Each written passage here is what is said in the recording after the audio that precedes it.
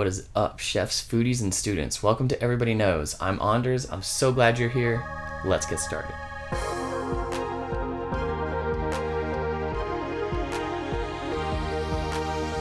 Today we are talking about wine grapes as an ingredient. This is an ingredient that is tied to an adult product and industry, so be aware that subjects and sources may not be appropriate for all ages of students.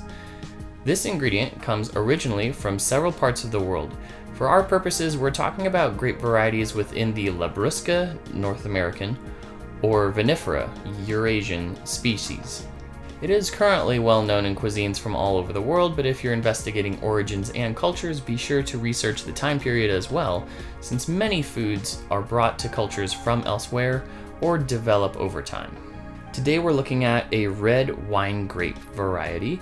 This is called Valiant, and the distinction that we are making between a wine grape and a table grape is really the size of the grape, but also the presence of really large seeds. Now, the seeds in these grapes can be eaten. They are extremely crunchy. I would caution you against potential dental injury, only because I've heard of people damaging teeth on far less than a grape seed. And so these seeds are quite large and quite tough. And so you are welcome to experiment and enjoy eating them. However, be ready to spit out the seeds or really spend a while crunching on them. When we see these grapes, we should see nice spherical grapes, berries, if you will. They should all have that traditional coating of yeast that sort of masks their color, sort of like a blueberry does. They should all be full and nicely plump, and they should have as dark a color as possible to indicate maximum ripeness. If they are any less dark than that, then they will probably be more sour or astringent than they could be, and so it wouldn't be the ideal flavor unless that's something that you desire in your cooking. In terms of aroma, let's get into one. There's those seeds. I would say this is not dissimilar to like a black currant, a clove currant. The seeds don't release a ton of extra flavor, in case you're curious. I would say a lot of the flavor is in the center of the fruit or berry and the skin. And I know that a lot of the color is just in the skin as well. Not a terribly strong flavor from this type of grape. I think the underlying aroma of grape is still the most present. I think it's maybe just like a touch more floral or maybe more like a berry than like a table grape would taste or smell. It definitely gives me a different impression than a table grape, and I think it's like getting closer to that kind of berry aroma. I even get a little bit of blueberryness in there near the end. Let's have a quick look at the aroma wheel and see where wine grapes fall within it. Here's the wheel. Fruity is this massive category up here. We're going to be looking to the left within floral. Within floral, we see that grape has its own category within mild perfumey. And so we're kind of coming from heavy perfumey with fruits like lychee and longan and rambutan, and then working our way over to the mild floral like prickly pear, dragon fruit, and then into the melons. But grapes are all sort of lumped together, and I think red table grape and red wine grape are probably fine to be together. I might even push red wine grape up, maybe switch the two. I feel like when I'm eating a table grape, I can smell it a lot more than I can smell these.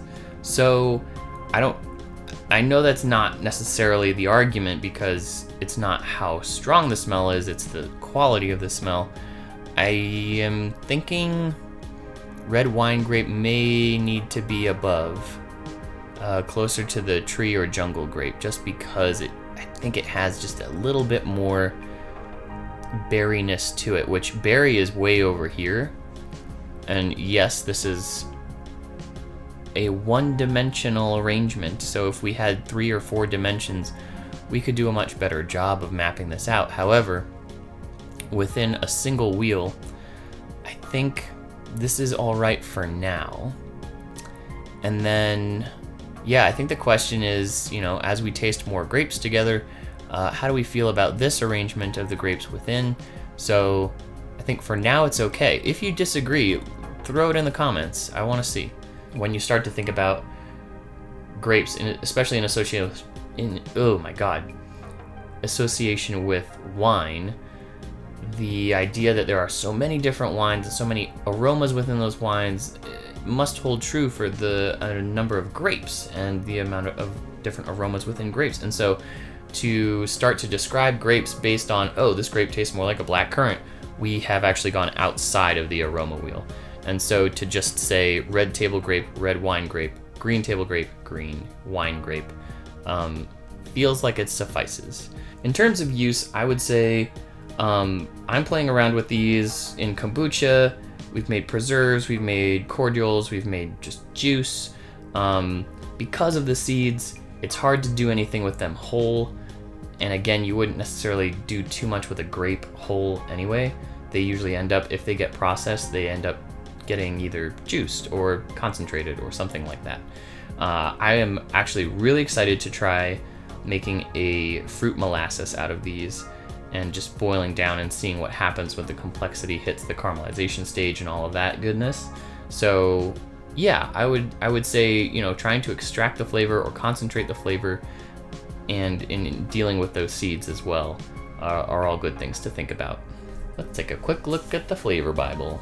Okay, there is no wine grape, so the next best thing is just going to be grapes. They suggest pairing grapes with almonds, apples, blueberry, basil, carrots, celery, cheese, chocolate, cinnamon, cloves, farro, figs, garlic, ginger, hazelnuts, honey, lemon, mango, melon, mint, nutmeg, nuts, olive oil, parsley, pears, peanuts, rum, salad, salt, scallions, strawberries, sugar, sumac, tomatoes, vinegar, walnuts, watermelon, and yogurt. That about wraps it up. And here's what I want you to do. I want you to think about this ingredient as you cook or as you eat, as well as the words that we use to describe it.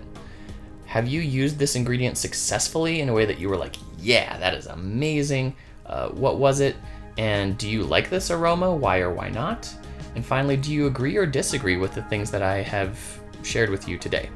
Any of the answers to those questions, I would love to see them in the comments. I hope this video made sense and got you thinking about the aroma of wine grapes.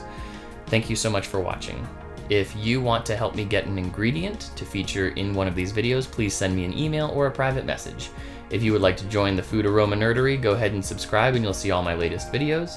And if you would like a paper poster or a digital copy of the aroma wheel that I've built, go ahead and look in the description for links. Thanks so much. Bye.